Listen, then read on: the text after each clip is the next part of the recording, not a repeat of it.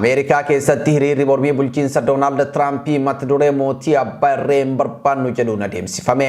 Hiriirtonni imaammatoota bulchiinsa Doonaald Tiraampii kanneen akka waraana Iraan godaantota adamsuu immigireeshinii raawwatamaa jiruu fi qaala'insa jireenyaa mormuuf bahani. Tiraampii akka abbaa irreetti nu bulchuu fedha, garuu kun Ameerikaadha, aangoon kan ummataati, abbaa irree mootii ta'uu hin danda'u jedhan qindeessitoonni. Dubbi himtuun White House Tiraampiin hiriirichaan sagantaa maraatummaa ofii wal dhaannachuu jechuunii fi kan dhimmi hiriiraa kun isaan ilaallatu riippoortaroota akka gabaasan kaffalameef jechuu isaa himte. Sanbata duraa hiriira New York, Washington DC fi Los Angeles dabalatee magaalota gurguddoo hundatti bahame. Hiriirtonni akkuma hiriirtota as duraa fakkiiwwan yookaan moodeela Tiraampii fi pirezidaantii itti aanaa J.D. Vance fi qondaalota kaanii aangorraa bu'uu fi hidhamuu qabu jechaa dhaadachaa oolani.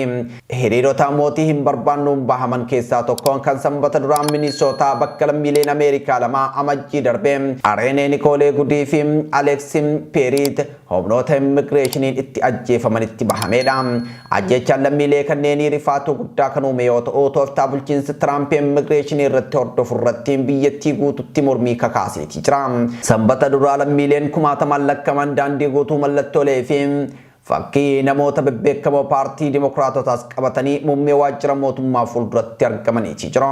Weellisaan beekamaan Bruce Springsteen waltajjii qabachuun sirba isaa seera haaraa immigireeshinii mormuuf baase Street of Minneapolis jedhu sirbeetii jira. Mootiin feenuu ergaa jedhuun hiriira onkoloolessa keessa bahame irratti namoonni miiliyoona 7 hirmaatuun isaanii ni yaadatama. Bulchiinsonni Ameerikaa baay'een eegdota masaraa bobbaasanii turani. Garuu qindeessitoonni hiriirri akka nagaan xumuramuu godhaniitii jiru. Tiraamp erga lammaffaa White House itti deebi'ee as aangoo isaa bal'ifachaa jira. Ajaja qaama raawwachiisaa jedhamu fayyadamuun caasaa federaalaa kan diigaa jira. Eegdota masaraa bobbaasuun bulchitoota magaalotaa dura dhaabbatan doorsisa. Tiraamp aangoota bulchiinsa olaanoo seera raawwachiisan akka namoota ilaalcha siyaasaa isaa morman adamsan waamicha godheetii jira. Gochaawwan isaa kunneen kan Ameerikaa deebisanii ijaaran jedhee yaada. Abbaa irree jedhamuun kan qeeqamu hin fudhatu, mootii dhanaan jedhu ani mootii miti jedhee Fox News irratti onkoloolessa darbe. Qeeqxonni isaa gariin gochaawwan bulchiinsa isaa heermaleessaa fi balaa Dimokiraasii Ameerikaa jechuun akeekkachiisu. Namoonni hedduminaan magaalota gurguddoo fi xixinnoo keessatti hiriira bahaniitii jiru. Naashviilii, Teenis, Houston, Texas irratti hiriira gurguddatu ture. Magaalota akka Shelbyville, Kentucky fi Howell, Michigan keessatti hiriirtonni karaa guutanii oolaniitii jiru. Walumatti namoota 10,000 hirmaate. Namoonni ergaawwan garaagaraa morbii waraana Iraanii fi tarkaanfii humnoota immigireeshinii morman qabatanii bahaniitii jiru. Lammiileen Ameerikaa biyyoota alaa jiranis hiriira mormii qopheessaatii jiru. Paaris, Londonii fi Lisbon hedduun dhaadannoowwan pirezidaantichi faashistii fi yakkamaa waraanaa jedhan qabatanii bahanii jiru. Tiraamp akka himatamuu fi aangorraa akka ka'us ergaa dabarsaniitii jiru. Tarkaanfiiwwan bulchiinsi Doonaald Tiraamp erga gara aangootti dhufee fudhatu hordofee uummanni biyyattii hiriira mormii adeemsisaatii jira. Oduu baha giddu galeessaatti yoo ceenu Iraan loltoonni lafoo Ameerikaa dhufnaan bokkaa abiddaa itti roobuuf eeggachaa jira jette. Waraana baha giddu galeessaa keessatti Ameerikaa fi Israa'el qindoominaan Iraan irratti banan hordofee bulchiinsi Doonaald Tiraamp harka tokkoon marii araaraa jedha, harka biraatiin ammoo loltoota lafoo kumaatamaan lakkaa'aman baha giddu galeessaatti bobbaasaa jiraachuu isaatti dubbatama. Ameerikaa wajjin mari'achuuf haaldureeshan kan dhiyeesse mootummaan Iraan Ameerikaan loltoota lafoo biyya kootti bobbaafnaan bokkaa abiddaa itti rooba jechuun dhaadateetii jira. Dubbi himaan paarlaamaa Iraan Muhammad Bahgeer Gaalibaaf humnoonni Iraan loltoonni Ameerikaa lafoo yoo biyyattii seenan bokkaa abiddaa itti roobsuuf eeggachaa jiru jedhe. Itti dabaluun diinni keenya ifatti waa'ee marii dubbachaa iccitiidhaan ammoo haleellaa loltoota lafootiin raawwachuuf shira xaxaa jira jedhe. Dhimmoota mariiti jechuun kan Ameerikaan qabxii 15 dhiyeessitee fedhii ishee waraanaan milkeeffachuu hin dandeenye ittiin galma geessifachuudha jechuun qeeqeetii jira. Muhammad Bahgeer Gaalibaaf waraana lafootiin haleellaan kan banamu taanaan humnoonni Iraan loltoonni Ameerikaa dachee keejjarra yeroo ejjetan abidda itti roobuuf eeggachaa jiru jedhe. Gama kaaniin Huutii deegaraman kan Iraan deeggaramoo sanbata darberraa jalqaboon gama Iraan goree waraana baha giddu galeessaa keessatti adeemsifamaa jirutti makamoon misaa'eloota Israa'elitti fuguggeessaatii jira. Erga gareen hidhataa Yemen Huutiin sanbata misaa'elii gara Israa'elitti dhukaasee booda waraanni kun daran babal'ataatii jira. Gareen Iraaniin deeggaramu Huutiin dooniiwwan karaa ulaa galaana diimaa darban haleeluuf murteessee imala dooniiwwaniif danqaa biraa ta'eetii jira. Gareen hidhataa Yemen Huutiin bakkeewwan kibba Israa'elitti argamanitti yeroo lama misaa'ela dhukaasuu beeksise. Dubbi himaan Huutiin Yahyaa Saaree akka beeksisetti gareen kun bakkeewwan waraanaa Israa'el baay'ee irratti kiruuz misaa'elii fi dirooniiwwan fayyadamuun haleellaa raawwateetii jira. Itti dabaluun haleellaawwan kunneen duulaawwan waraanaa Iraanii fi Hezbollaa waliin qindaa'uun kan geggeeffaman ta'uu isaa fi kaayyoo yaadameefis milkeessuu ibseetii jira. Diina yakkamaa hanga haleellaa fi weerara geggeessuu dhaabutti guyyoota itti aananiif haleellaan dabalataa akka itti fufuun gareen kun beeksiseetii jira. Dubbi himaan garee kanaa haleellaan kun geggeeffamuu fuula telegiraama isaa irratti barreessuun dura miidiyaaleen Ameerikaa fi Israa'el Huutiin si'a lama haleellaa geggeessuu gabaasanii turani. Waraanni Iraan irratti geggeeffamu erga jalqabee ji'a tokkoon booda yeroo jalqabaatiif Huutiin Israa'el irratti haleellaa kana kan raawwate. Israa'el haleellaan Huutiin irratti raawwatamu mirkaneessitee misaa'eloota gama sanii dhufan fashaleessuu beeksisteetii jirti.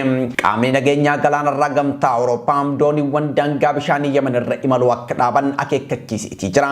Iraaniin kan deeggaraman hidhattoonni Huutii haleellaa galaana diimaa fi galoo galaana Adan keessatti dooniiwwan daldalaa irratti raawwachaa turan ammasitti fufuu waan danda'aniif jedhe. Huutiiwwan hanga yoonaa hidhannoo waraanaa jabaa doonii ulaa Baab el Mandaabiin ittiin ugguran hin qixxeeffanne ture.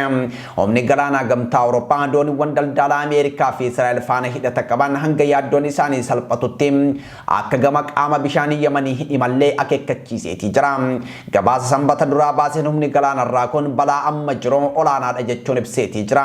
Dooniiwwan daldalaa kan Israa'elii fi Ameerikaa hin ta'iniif immoo sadarkaa balaa isaanii giddu galeessa jedhee ibse.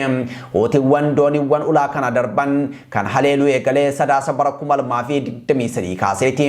Gama biraatti United Arab Emirates Iraan irraa misaa'eloonni pilaastikii 20 fi dirooniiwwan 37 itti dhukaafamu himate. Ministeerri ittisaa gamtaa Emireetota Arabaa misaa'elootaa fi dirooniiwwan Iraan irraa itti dhukaafaman ammoo qolachuu beeksiseetii jira. Erga Ameerikaa, Israa'elii fi Iraan gidduutti waraanni eegalee as misaa'eloota pilaastikii 398, misaa'ela kiruuzii 15 fi dirooniiwwan 1000 fi 872 Iraan irraa gara gamtaa Emireetota Arabaatti dhukaafamu ministeerri ittisa biyyattii beeksiseetii jira. Haleellaa Iraan geggeessaa jirtu miseensota humna waraanaa ishee dabalatee hanga ammaa namoonni 11 du'uu beeksiste. Magaalaa guddoo biyyattii Abu Dhaabii keessatti caccabaan misaa'ilaan namoonni 5 kaleessa miidhaan qaamarra ga'eetii jira. Kuweetis buufata xiyyaaraa idil addunyaa ishee irrattis haleellaan diroonii geggeeffamuu beeksifteetii jirti. Miidiyaan biyyattii kunaa jedhamu akka gabaasetti haleellaan diroonii buufata xiyyaaraa biyyattii irraa qiyyaafatame geggeeffameetii jira. Haleellaa kanaan namarra miidhaan dhaqqabe akka hin jirre ibsameetii jira. Kuweet biyyoota baha galoo galaanaa haleellaa Iraaniif saaxilaman keessaa ishee takkaadha. Buufanni xiyyaaraa biyyattii haleellamuun kun kan jalqabaati miti. Roobi darbes kuusaan boba'aa buufata xiyyaarichaa keessatti argamu diroonii Iraaniin haleellamuun biyyattiin ibsiteetii turte. Gama biraatiin ammoo Iraan dilbata kaleessaa buufata waraanaa Ameerikaa Saawud Arabiyaa jiru irratti haleellaa geggeessite. Haleellaa buufata waraanaa Piriinsi Sultaan irratti geggeeffame loltoonni Ameerikaa 12 madaa'uu fi xiyyaaronni waraanaa miidhamuu miidiyaaleen Ameerikaa gabaasaniitii jiru.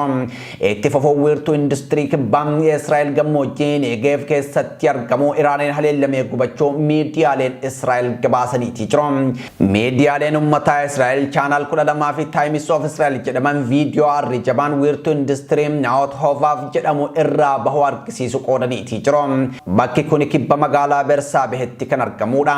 Waraanni Israa'el miidhaan mudate kun facaatii misaa'el irraa kan mudate jechuu isaa ajaansa Firaansa Press gabaaseetii jira. Gama biraatiin hoogganaan waliigalaa Iraan Mojtabaa Kaameniin abbootii amantaa fi Iraanota weerara Iraan irratti baname ilaalchisee ejjennoo ifa ta'e qabachuun dura dhaabbatan hunda galateeffate. Akka miidiyaaleen Iraan jedhanitti ergaan maqaa Mojtabaa Kaameniitiin bahee walgahii dubbii himaa kora Islaamaa waliigalaa Iraaqii fi Baagdaaditti ambaasadara Iraan gidduutti taasifameen ergaa darbanedha. Erga bitootessa jalqabaa gara aangootti dhufee ergaan barreeffama maqaa Mojtabaa Kaameniitiin bahu baay'een dhiyaataniitii jiru. Pirezidaantiin Ameerikaa Ameerikaa Doonaald Tiraamp mo'itaba kaaminiin du'eera yookaan ammoo haala baay'ee hamaa keessa jira sababbiin isaa ammoo namni eessa akka jiru dhaga'ee hin jiru jedhe. Kun kanaan osoo jiru dhaabbata biyyoota gamtoomanitti ambaasaaddarri Ameerikaa mo'itaba kaaminiin bahee mul'achuu dhabuun isaa sodaa nageenyaatiif jedhe. Hoogganaan bataskaana kaatoolikii addunyaa Paappaas Liyoo 14ffaan waaqayyoo kadhannaa hooggantoota warra waraana geggeessanii harki isaanii dhiigaan laaqamee hin fudhatu jechuun dubbataniiti jiru. Paappaasichi haasaa namoota kuma hedduutti lakkaa'aman addabaabaayii Phexros qulqulluu Vaatikaan keessatti argamutti ayyaana Hosaa'inaa kabajoo walitti qabaman irratti taasisaniin waraana kamiyyuu geggeessuu maqaa Yesuus Kiristoos fayyadamuun hin danda'amu jedhaniiti jiru. Mootii nagaa kan ta'e Yesuus waraana hin fudhatu, waraanni fudhatama akka qabaatu maqaa isaa fayyadamuun hin danda'amu jechuun waraana mormaniiti jiru. Dubbii Paappaasichaatiif sababa kan ta'e aangawoonni Ameerikaa tokko tokko waraana Ameerikaa fi Israa'el waloon Iraan irratti banan sirrii ta'uu isaa argisiisuuf kitaaba qulqulluu caqasuu yookaan eeruu isaanirraa kan ka'edha. Roobii darbeen sirna kadhannaa ministeera ittisaa Ameerikaa Peentaagoon keessatti geggeeffame irratti ministeerri waraanaa Peeti Heekseet Luqaasee kiristaanummaa caqasuu yookaan eeruun kadhannaa taasiseeti ture. Jechoota fayyadaman of eeggannoon filachuun kan beekaman Paappaasii Liyoon 14ffaan waraanni Iraan irratti geggeeffamu akka dhaabbatuuf irra deddeebiin gaafataniiti jiru. Tole kabajamtoota daawwattoota Oromiyaa Miidiyaa Neetworkiin oduun guyyaa kanaaf qopheeffannee kana gammaa daawwattanii qophiileen Oromiyaa Miidiyaa Neetworkii hafan itti fufuu gama kootiin turtii gaarii.